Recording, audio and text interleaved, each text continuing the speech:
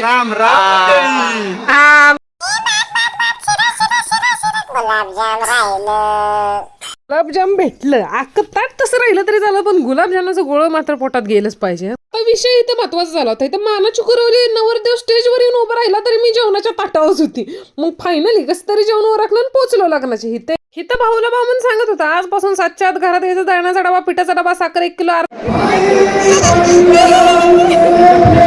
मुले देवाघरची फुले, गोड गोड फुले. भाऊचा आयुष्यातला असा पहिला फोटो होता की जा बघून त्या काही दिवसांना रडणार होता, म्हणून ह्या काकांची त्यासाठी गडबड चालली.